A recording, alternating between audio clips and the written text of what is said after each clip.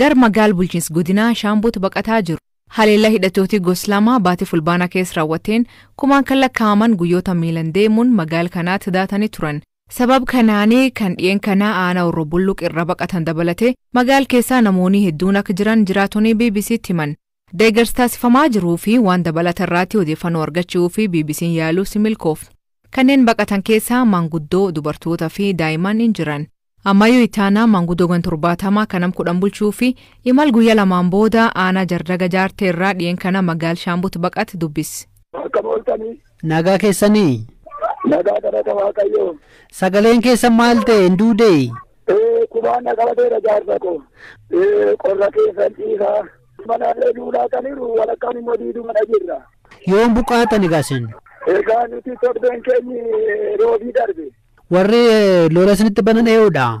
Qaama qinxaaleeyyi mana gubanii horii nu zarafanii waanumta feeruyyuu hin jiru qabeenyi mana keessa zarafameera kun qullaa keenya isheettiin baaneen addana jirraatu jireenya qabnuutu mana qabnuutu lafa gaashaa qabnu irraa buqqaanee kun addana foqonna guyyaa lama deemnee guyyaa lama dullee gaafa sadeffaas galle.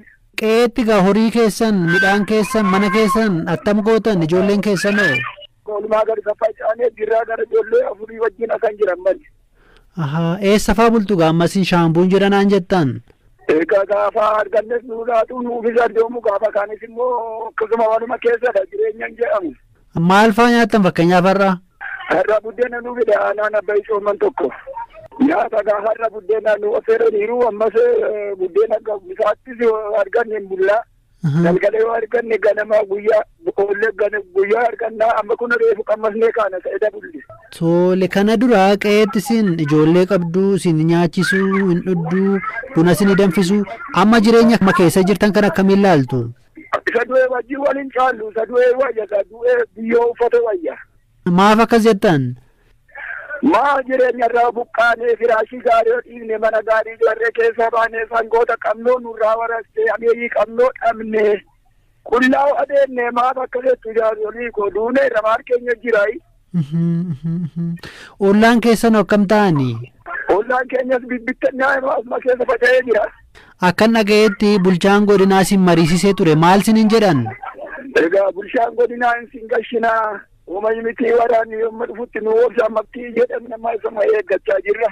Yoo nuti kaachifnee dhammoo dura teellaa keenya dhuftu malee wal guurree na deemnu tasgabbaa ta'aa nuun jechaa jiru. Qe'eetti deebi'uu dhabuu malla jettanii yaaddoftu? Maali hantaanoo taanee irra juma galle isuma jirtullee akkatti gallee sassaabban nuti arganne baay'ee gaariin ta'uu deemtu fakkeenyaafu. Akka dhageenyetti nama baay'eetu magaala jira buqqa'eedhaan. Lakkoofsaan qabu hin beekamu lakkoofsa isaa hin beekamu. Nama baay'eedha gaafa. Tole halkan eessa bultu gaa? Halkan egaa inni kan waa dunkaana laataniiru dunkaana keessa akka warra jaarsolii fakkaatu immoo kun manuma keessa gallee kun wanni irra ciimna simmintoorra qorruu nu bulchee neervi nutti tura. Dubartoonni jiru haadholiin fa'aa? Dubartootatti caaltu dubartoota bichaadha warri caalu dubartoonni baay'eedha malee. Haadha ijoollee dhukkubni qorraa fixuuf ijoolleen rakkina qubaa jirti. Nami dhiyootti beektan firri keessan kan du'e jiraa?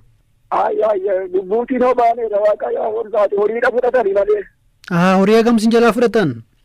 Horii gara horii sagalii na jalaa fudhatanii. Sangoota sadii fi jiboota lama ammas immoo ammeeyyiin dorgobaan sadii walii gala sagal kanaadha qabbayee koo kuni gadoo